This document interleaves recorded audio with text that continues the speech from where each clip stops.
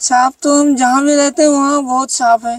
पार्डरवन में भी थे और रूम में भी हमारे साथ सांप रहते थे। और जब अंधेरे में जब वहाँ लाइट भी नहीं होता था तो हमारे पास में आके भी बैठते रहते थे सांप। हाँ, कभी काटा नहीं है, राधा रानी की कृपा है। तो कथा सुनने आते थे? हाँ, हाँ, नाम सुनने आते होंगे, कथा सुनने आते होंगे। एकदम बैठे बैठे। एक दिन तो मेरे सिर के पास ही बगल में कुंडली मार के लेटे हुए थे, एकदम काला, बहुत ही जहरीला।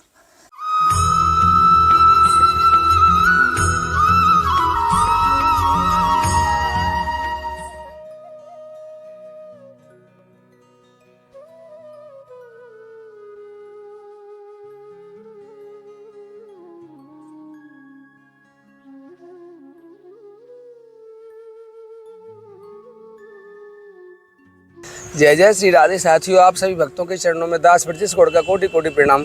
दास फिर स्वागत करता है आपके अपने चैनल ब्रज आधार श्री राधा में। आज मैं आपको पुनः एक दिव्य संत का दर्शन करवाने वाला हूं, जो जवान संत हैं और यहाँ इस जंगल में रहते हैं। यद्यपि आप देख ही रहे हैं जंगल सा ये पूरा, हम एक बरसाना से काफ़ी दूर खड़े हुए हैं एक आबादी में, और यहाँ वो संत रहते हैं गौशाला में। तो आइए मैं आपको उनका दर्शन करवाता हूँ। ये गौशाला तो महाराज जी की नहीं है और इसी में लेकिन वो संत रहते हैं जिनका दर्शन मैंने आपको पहले कराया था अपने पुराने चैनल के माध्यम से। मुझे पता भी नहीं था वो महाराज जी कहाँ रहते हैं, तो उन्होंने कल आश्रम पर जाकर दास को आज्ञा की कि मुझे एक मच्छरदानी की आवश्यकता है। तो मैं सोचा चलो ये ठाकुर जी की परम कृपा हुई है, इसी बहाने उनका दर्शन भी हो जाएगा। तो आइए मैं आपको उनका दर्शन करवाता हूँ। दर्शन करके आप निश्चित ही विस्मित होंगे, क्योंकि जिस अवस्था में वो रह रहे हैं वह निश्चित ही विस्मित करने वाली है। आज के समय में 2025 का समय चल रहा है और ऐसी अवस्थाओं में अगर संत ऐसी स्थिति में रहते तो निश्चित ही हमारे हृदय को थोड़ी तसल्ली मिलती है। तो आइए, ये देखो महाराज जी कुटिया, ये है महाराज जी कुटिया पूरी जो आपको दिख रही है। थोड़ी गर्मी ज़्यादा है। राधे श्याम, राधे श्याम। महाराज जी यहाँ रहते हैं आप? हरे राम। महाराज जी ऐसी कुटिया में रहते हैं आप? व्यवस्था कर देंगे कुछ दिन बाद। अरे महाराज जी प्रणाम। राधे श्याम। जय हो महाराज जी, प्रणाम। राधे श्याम। महाराज जी यहाँ रहते हैं आप? हाँ, इस कुटिया में? गाय माता के पास रहने से भोजन अच्छा होता है। अच्छा, मैं बैठ जाऊँ महाराज जी इस पे? हाँ, बैठते हैं। अच्छा अच्छा। तो महाराज जी गाय माता के पास रहने से भजन अच्छा होता है? हाँ, गाय माता के। महाराज जी ये लगा दूँ आपकी आज्ञा होती है, थोड़ा सा इसमें वॉइस आ जाएगा हमारा। गाय माता से हमेशा सात्विक ऊर्जा निकलती है। अच्छा।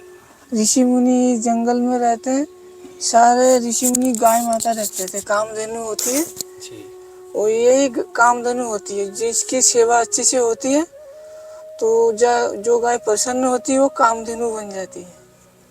जो देसी हमारे भारतीय नस्ल की गाय होती है वही कामधेनु गाय होती है। तो आप गायों की सेवा भी करते हैं? थोड़ा बहुत कर भी देते हैं, भजन करते ज़्यादा। पंखा लिया है आपके लिए। तो महाराज जी एक भेंट है छोटी सी, आप मच्छरदानी इसमें आराम से मच्छर खाते हैं महाराज जी को, क्योंकि गायों का तो है। इसे खोल कर नहीं दिखाऊंगा, जगह कम है थोड़ी सी। आपके लिए हाथ का पंखा भी ले आए गोविंद में। अच्छा हुआ। गर्मी में लाइट नहीं रहती है ना, हाँ, तो हालांकि किसी ने कूलर दे दिया है आपको। हाँ, और ये ठाकुर जी की कृपा से ब्रह्मांड महापुराण। हाँ जी। महाराज जी इतने सारे ग्रंथ और भी है, लेकिन वो कहीं अच्छी जगह सेव रखे हैं, अभी व्यवस्था नहीं है। ये पुराण एक संत ने मांगा था मेरे से। अच्छा। रसवान कुंड पर रहते थे। हाँ। गौर गदाधर के आश्रम में सच्चिदानंद दास जी बाबा। अच्छा। बंगाली शरीर था उनका। हाँ। तो वो हमारे घर मधुकरी करने आते थे, तब उन्होंने मुझे इसके लिए आज्ञा की थी कि ये चाहिए हमको। हाँ, मुझे मिला नहीं था लेकिन ये। हाँ, ये बड़ी मुश्किल से मिला मुझे। मेरे पास एक इंग्लैंड से एशियन है, वो मैया आती थी तो बोला बाबा आपके लिए ग्रंथ लेके आऊँगा। तो क्या क्या, तो पहली बार आई थी तो मिला नहीं, दूसरी बार आए तो बड़ी मुश्किल से लाए। मुझे भी नहीं मिला महाराज जी। हाँ, बड़ी मुश्किल से मिला वो मैया को। भाई कितना साल हो गया ब्रज में आपको? मैं तो 15 साल हो गया। 15 साल हो गया? हाँ, इसी बरसाना में। तो घर कब छोड़ा आपने? कितने साल की उम्र थी जब घर छोड़ा आपने? घर छोड़े हैं उस समय मेरा 15-16 साल ऐसे ही। 15 साल की उम्र में घर छोड़ दिया? तो माता पिता ने रोका नहीं? किसी ने रोके थे बहुत। राधा रानी की इच्छा, राधा रानी यहाँ लाए हैं। पूर्व जन्म के संस्कार होते हैं ना, इसी वजह से माता पिता तो बहुत रोके। हमारे संस्कार कैसे हैं, ब्रज में जन्म लेकर भी हम भजन नहीं कर पाते। महाराज जी आप कैसे भजन कर रहे हैं इतनी विपरीत परिस्थितियों में? मैंने देखा है यहाँ पे, यहाँ कुछ भी नहीं है और बहुत ज्यादा कच्चा है, और बारिश में तो आप एक कदम निकल ही नहीं पाओगे महाराज जी यहाँ से। हाँ नहीं, कीचड़ नहीं होता है, रेतीली मिट्टी है ना, सूख जाते हैं। लेकिन बारिश में अगर आपको चलना पड़ जाए, बारिश हो रही हो तो महाराज जी गिर जाओगे आप। हाँ उस समय तो पानी में गिर जाओगे, बगल में नहर में। हाँ पानी में गिरेंगे तो नहीं, संभाल के चलेंगे तो और गिरेंगे सांप नहीं। बिच्छुओं का आतंक रहेगा फिर यहाँ। वो तो राधा रानी रक्षा करती है हमारे। सांप तो हम जहाँ भी रहते हैं वहाँ बहुत सांप है। पाडरवन में भी थे और रूम में भी हमारे साथ सांप रहते थे। और जब अंधेरे में जब वहाँ लाइट भी नहीं होता था तो हमारे पास में आके भी बैठते रहते थे सांप। हाँ कभी काटा नहीं है, राधा रानी की कृपा है। तो कथा सुनने आते थे? हाँ हाँ, नाम सुनने आते होंगे, कथा सुनने आते होंगे। एकदम बैठे बैठे। एक दिन तो मेरे सिर के पास ही बगल में कुंडली मार के लेटे हुए थे, एकदम काला, बहुत ही जहरीला। जैसे मैंने उठा, राधा रानी का नाम लेके टॉर्च मारा, देखा काला काला चमक रहा। जैसे मैंने टॉर्च मारा भाग गए। मेरे सिर के एकदम पास में ही वो भी लेटे। इतना निर्भय हो गए आप, राधा रानी का इतना भरोसा हो गया है गोविंद, तो दास के ऊपर भी कृपा करो ना आप। हम ऐसे आनंद कैसे ले पाएंगे महाराज जी? देखो आप तो जन्म से ही ब्रजवासी है, मार दिया ये लोग। आप तो जन्म से वैष्णव है, ठाकुर जी की कृपा है आपके ऊपर। बस ठाकुर जी उसी के ऊपर कृपा करते हैं। ठाकुर जी बोलते हैं जो मेरा भक्तों को सेवा करते हैं, जो मेरे भक्तों का दास है, उसको तो मैं आँख बंद करके ऊपर कृपा कर देता हूँ। और जो मेरा सीधा सेवा करते हैं तो बहुत कठिन से मिलते हैं। ठाकुर जी के भक्तों की सेवा अगर की जाए तो वो जल्दी प्रसन्न होते हैं, हाँ, वो जल्दी मिल जाते हैं। हाँ उनको दोष ही नहीं देखते ठाकुर जी, आँख बंद करके कृपा कर देते हैं। लेकिन हमें कैसे पता लगेगा कि ये भक्त है कि नहीं है? भक्त के क्या क्या लक्षण होते हैं? भक्त किसे कहते हैं महाराज जी, हम कैसे पहचाने? जैसे भक्त, उसके अंदर सात्विक ऊर्जा होती है, काम क्रोध लोभ तमोगुण रजोगुण से वो दूर रहते हैं। आप उनसे मिलेंगे तो आपको एक शांति आनंद की अनुभव होगा। तो आपसे इससे पता लगेगा कि हाँ इस संत में कुछ भजन की प्रभाव है। ऐसे पता लग जाता है कि किसी संत के पास जाएंगे तो आपको एक आनंद की अनुभूति होगी, एक दिव्य शांति की अनुभव होगा। तो आपको संत के पास जाने से आपको भी सारे पाप क्षय हो जाते हैं। भगवान शास्त्र में बोलते हैं वैष्णव संतों के दर्शन पूजा करने से सारे विश्व की पूजा हो जाती है।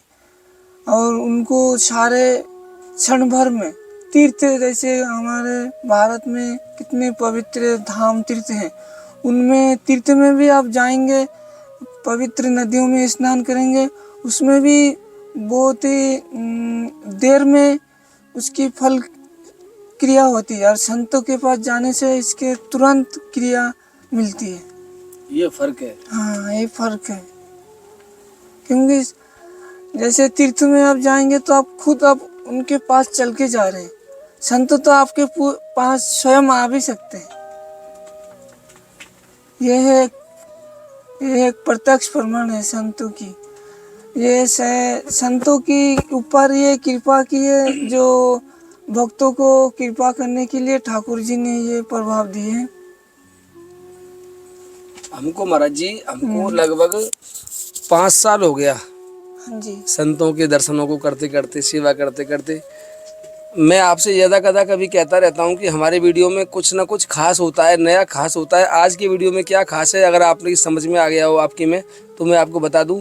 मैं लगभग जाकर सभी संतों से महाराज जी यही प्रश्न करता हूँ कि भक्ति कैसे मिले, भक्त कैसे होते हैं, क्या होता है। लेकिन आज पहली बार मुझे किसी संत ने भक्त के लक्षण बताएं, भक्त के लक्षण इतने सरल और इतने सहज बताएं कि अगर आपको भक्त की पहचान करनी है तो आपको उसके पास जाते ही प्रसन्नता मिलेगी। बिल्कुल। उस भक्त का दर्शन होते ही आपको प्रसन्नता मिलेगी। और सबसे बड़ी नई बात महाराज जी ने कितनी सुंदर बात बताई है, जो शायद किसी संत ने नहीं बोला आज तक हमारी वीडियो में, कि तीर्थों के पास तो तुम्हें जाना पड़ेगा, फिर भी संदेह है कि तुम्हें वो कृतार्थ करें कि ना करें। लेकिन संत एक ऐसा चलता फिरता तीर्थ है कि ये स्वयं तुम्हारे पास आ जाते हैं और तुम्हें कृतार्थ कर जाते हैं। तो वाह गोविंद, लेकिन हमें आप ऐसे मत मारो ब्रजवासी कह के कि हमें उनसे दूर मत करो कि आपको भजन करने की आवश्यकता नहीं है। आप भी तो ब्रजवासी हैं। नहीं, आप क्यों कर रहे हैं भजन? भजन तो सबको करना पड़ेगा। स्वयं भोले बाबा भी निरंतर भजन करते रहते हैं। उनके 5 मुख है, तब भी ठाकुर जी से बोलते हैं, प्रभु मैं आपके एक मुख से भजन करके पर तृप्त नहीं हो पा रहा हूँ। तो भगवान ने पंचानन 5 मुख दिए हैं, उससे भी तृप्त नहीं हो रहे हैं। तो हमेशा भजन में निरंतर तत्पर रहते हैं। भोले बाबा को तो ना घर है ना कुछ है, हिमालय में आकाश के नीचे पड़े रहते हैं, फिर भी पसंद है। और इंसान के पास तो सब कुछ है, एसी कूलर, फिर भी उनको दुख से निवृत्ति नहीं हो पा रही है।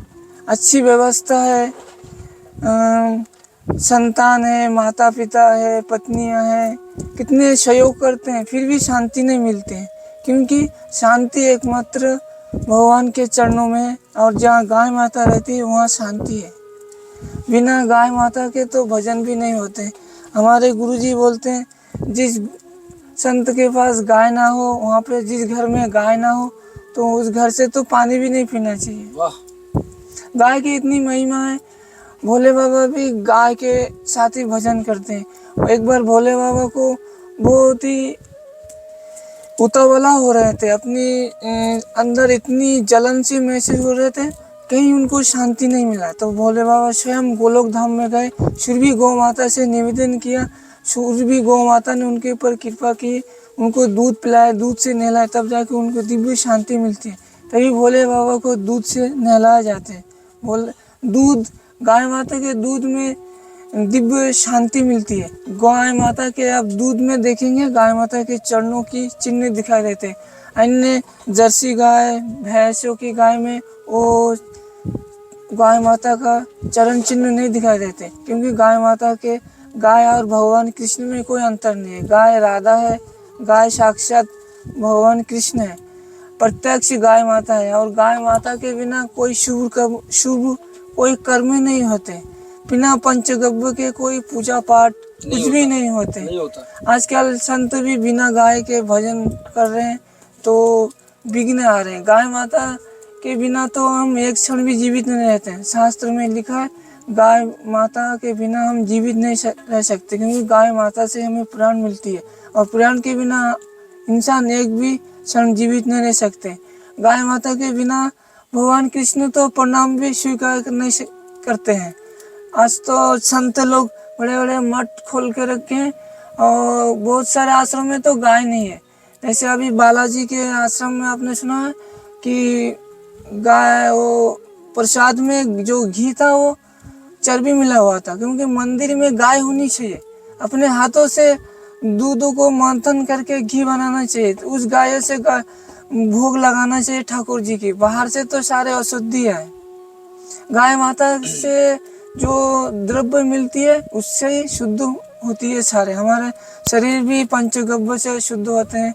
पंचगव्य के सेवन के बाद ही हम भजन करेंगे तो और दिव्यता बहुत ही जल्दी सिद्धियाँ मिलती है।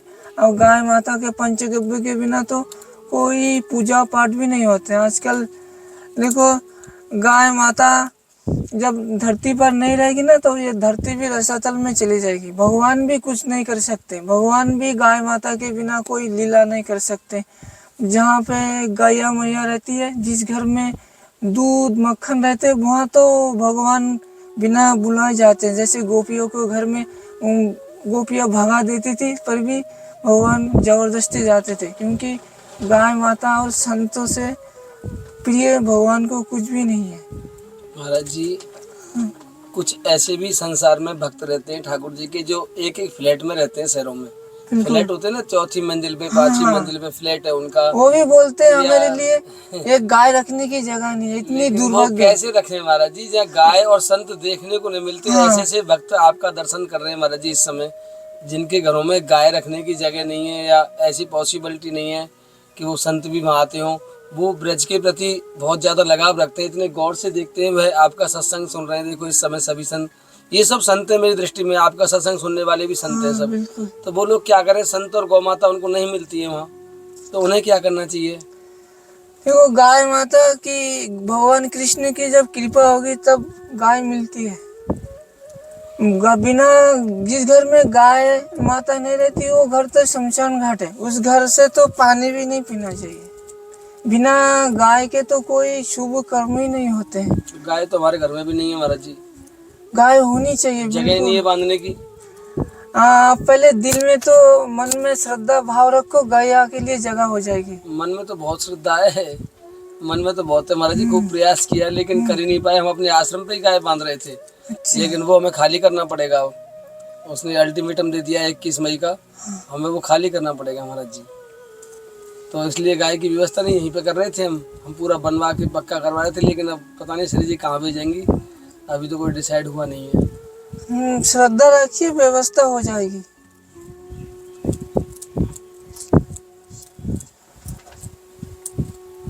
भजन नहीं होता, सेवा से कल्याण हो जाएगा। गाय माता के पास सेवा करेंगे तो भजन होगा, क्योंकि गाय माता के पास हमेशा सात्विक गुण होता है, पूर्ण रूप से सात्विक गुण है। स्वयं भगवान भी गाय के बिना नहीं रहते। गोलोक धाम, अपने नाम धाम भी गाय माता के नाम से रखे हैं, गोपाल, गोलोक। ब्रज का अर्थ भी है गोचारण भूमि। ये सारा ब्रजमंडल गायों की चरने के लिए भूमि है। ये तो ब्रज भूमि भी गौ माता के दूध समुद्र के ऊपर है पूरा। दूध में इतनी शांति है, तभी तो ब्रज में प्रेम है।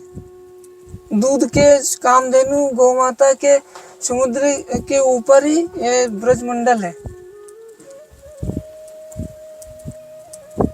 आप चित्रपट देखिए, गाय माता के साथ हमेशा ठाकुर जी रहते हैं। ये महाराज जी कुटिया दिखाओ पूरी। ये महाराज जी कुटिया तो बहुत महाराज जी ही, प्रसादी वगैरह बनाते हैं यहीं? हाँ, तो यहाँ कहाँ बनाने का सिस्टम आपका? और आगे गैस चूल्हा वगैरह है। अच्छा, ये आपका आटा है? नहीं, इसमें चावल बनाए थे। अच्छा अच्छा, ये है महाराज जी की पूरी संपत्ति। ये कच्चा है नीचे से पूरा? कच्चा, धीरे धीरे हो जाएगी व्यवस्था। 15 साल की उम्र जो होती है वो बच्चों को खेलने की उम्र होती है, और आपने उस उम्र में अपने माँ बाप को कैसे त्याग दिया है? प्रेरणा कैसे हुई? ये मत कहना ठाकुर जी की कृपा से हुई, वो तो मुझे बताए, लेकिन एक जो घटना भी तो घटती है, बना भी तो बनता है कोई। ऐसी कौन सी घटना घटी कि 15 साल का बच्चा खेलने के बजाय भजन करने चल दिया घर छोड़ के? देखिए, हमारे घर में पिताजी भागवत, जब हम छोटे थे तो पिताजी दिन भर काम पे रहते, तो शाम को भागवत कथा सुनाते थे। अच्छा। जब मैं छोटा था माँ के गोद में ही सो के भागवत सुनता था। पिताजी दिन भर मेहनत करके शाम को सारा कामों से निवृत्त होके भागवत वगैरह पाठ करते थे, तो उसी से हमें भी प्रेरणा मिली है। फिर जब हम थोड़े बड़े हुए, जब स्कूल में पढ़ते थे, तब भी हम गीता भागवत धीरे धीरे थोड़ा बहुत पढ़ते थे। तब उसी से जब प्रभावित हुए तो और पढ़ने की इच्छा नहीं हुई। जब हम स्कूल में पढ़ते थे बहुत अच्छे नंबर, डिवीज़न वगैरह आते थे। जब हमने भागवत पढ़ना शुरू किए तो उसमें हमें पढ़ने की रुचि नहीं है, तो नंबर कम आने लगे। तब धीरे धीरे हमें मन हट गया कि हम और नहीं पढ़ेंगे, सीधा वृंदावन धाम जाएंगे। वृंदावन धाम एक बार आए तो हमें और जाने की इच्छा नहीं हुई। फिर एक बार घर गए थे, फिर घर जाके मन में इतनी उतावला हुई, मन घर में भी अच्छा नहीं लगा। फिर दोबारा हम बरसाना में आए, फिर तब से नहीं गए। अब कभी नहीं जाओगे? अब श्री जी की कृपा से कभी यहीं पे जीवन छोड़ने की इच्छा है।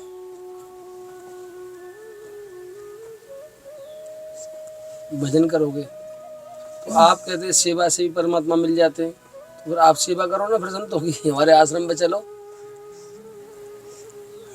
देखो, सेवा हमने की है शुरुआत में, अब थोड़ा एकांत में भजन करना चाहते हैं। हम छोड़ दें सेवा को, हम भी एकांत में बैठ जाएं कहीं? हाँ, आपने सेवा की है तो आप थोड़ा भजन करिए एकांत में। लेकिन बहुत सारे संत कहते हैं कि संतों की सेवा करना भी भगवत सेवा ही है। हाँ आप बिल्कुल। भी कह रहे थे उनके लाडले संतों की सेवा करो तो मैं जल्दी मिल जाता हूँ। हाँ हाँ, तो ऐसे मिलेंगे चाहता भजन से सेवा करने से? सेवा भी कीजिए भजन भी कीजिए तो टाइम नहीं मिलता महाराज जी। इस समय आपके पास आया हूँ, कब का बोल रखा है, कई दिन हो गए महाराज जी आपको बोले हुए, तब जाके तो आज मुश्किल से आया हूँ, समय नहीं मिलता महाराज जी। सेवा में व्यस्त रहते हैं तो।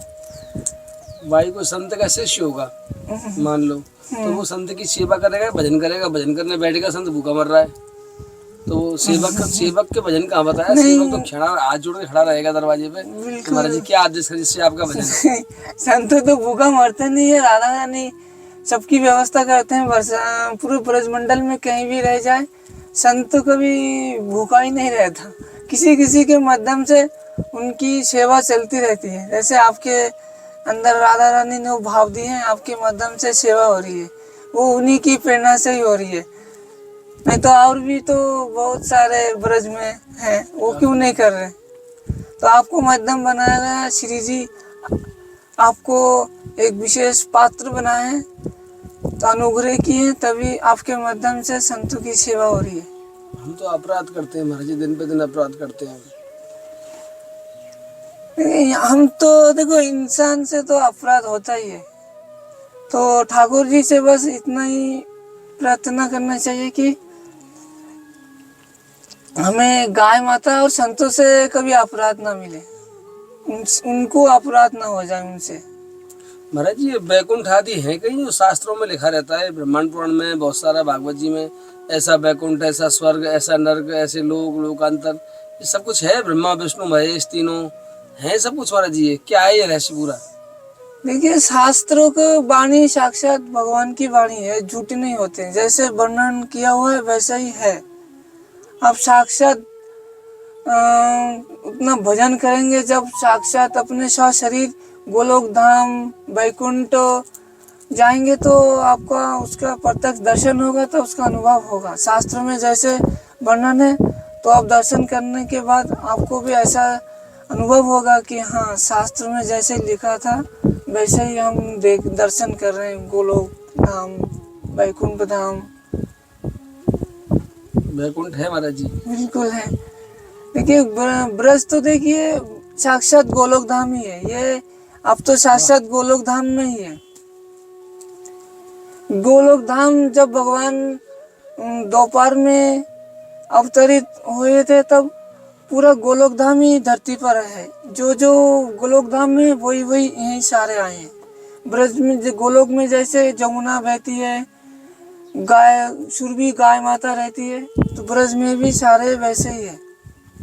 ये साक्षात गोलोक में ही है। आप इसके और प्रत्यक्ष प्रमाण क्या चाहिए? शास्त्र में तो जो लिखा है वही आपको प्रत्यक्ष मिल रहा है, और इससे आपको क्या अनुभव चाहिए? ये गोलोक ही है बिल्कुल बैकुंठ में महाराज जी? हम बिल्कुल गोलोक वैकुंठ में आप हैं तो और क्या चाहिए? कहाँ है ठाकुर जी, कहाँ है फिर? यहाँ तो लड़ाई झगड़े दिखते हैं, कमियां दिखती हैं, ट्रैफिक दिखता है पूरे दिन हमको, अरे ट्रैफिक हो रहा है, भिड़ जाता हो गया, घर से बाहर मत निकलो, ये हो गया वो हो गया। कहाँ है भगवान फिर? देखिए भगवान अच्छे बुरे हर जगह है। जब भगवान गोलोक धाम से आए हैं, जब भगवान भी थे तो उस समय भी देव संत भी थे, अच्छे लोग भी थे, असुर दानव भी थे, तो भगवान ने उनको वध किए।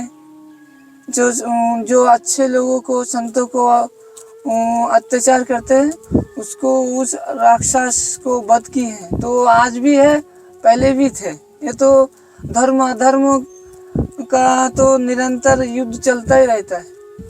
तो आप दिखाओ ना भगवान को, आप कहाँ है वो?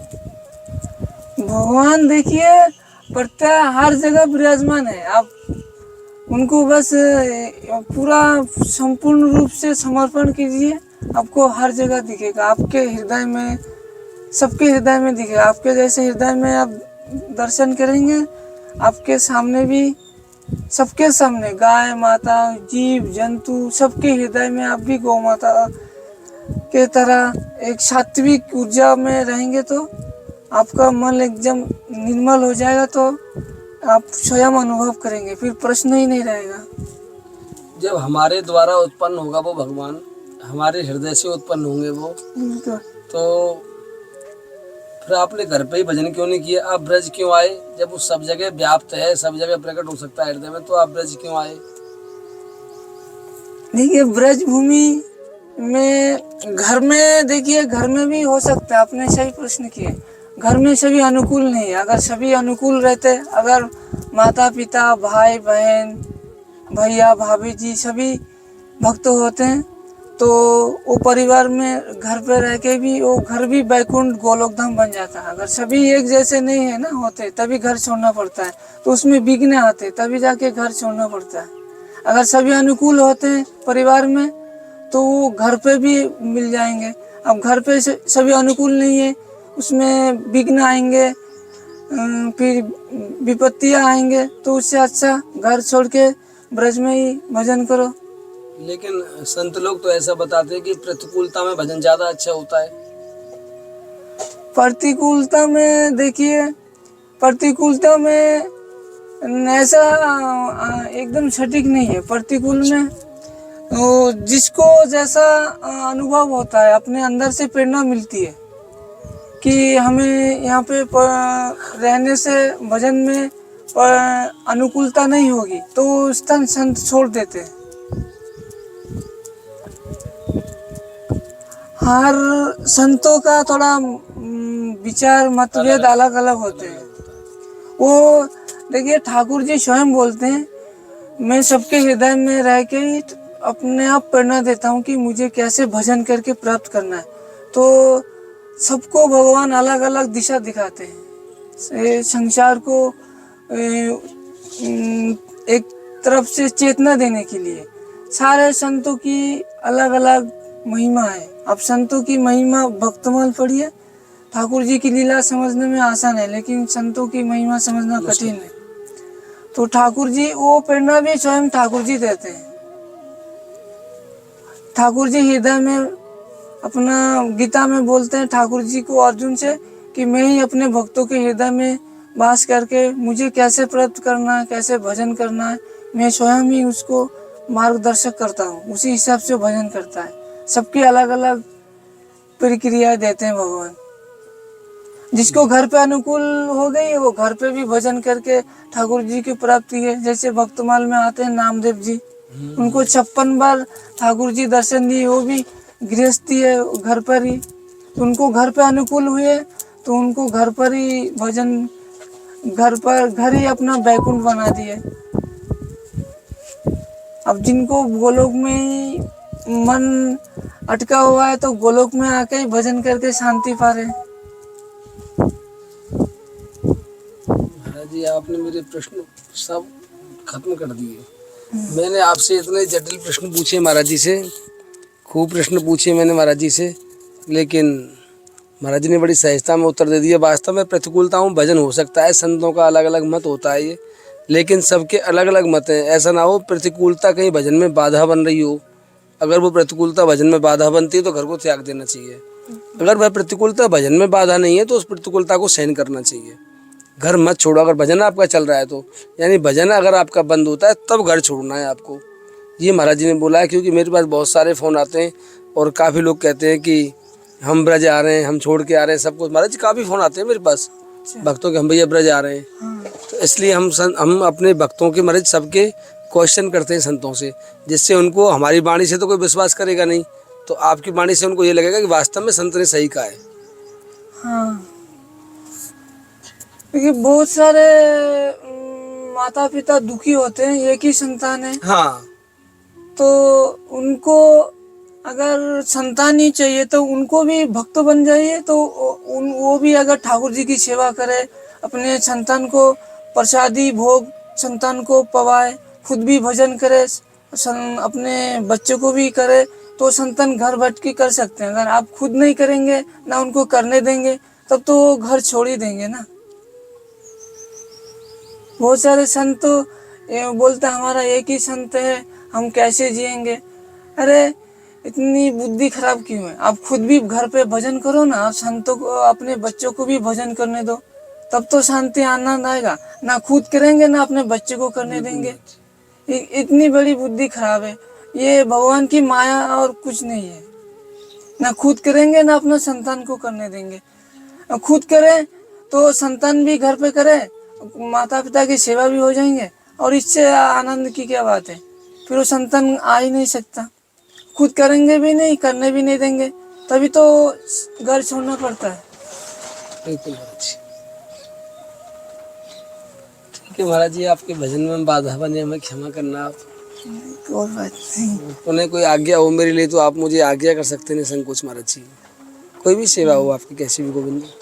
ठीक है भगवान, आपके भजन में बाधा ही होगा। हम अधिक समय बैठेंगे क्योंकि हमारी भी एक लिमिट होती है महाराज जी। हम जो ये सत्संग लेते हैं ना, एक 25-30 मिनट का ही होता है हमारा, उतना समय हमारा हो गया है पूरा, तो फिर आपका भजन का अपराध भी हमसे बचेगा गोविंद। ठीक है, मैं पुनः कोई आज्ञा हो तो मेरे लिए आप निसंकोच आज्ञा आश्रम पे आके कर सकते हैं। आपके पास मेरा नंबर भी है और मैंने भी आपका नंबर सेव कर लिया है महाराज जी। ठीक है गोविंद, ठीक है। जय श्री राधे महाराज, प्रणाम। राधे श्याम, राधे श्याम। आप मत करो।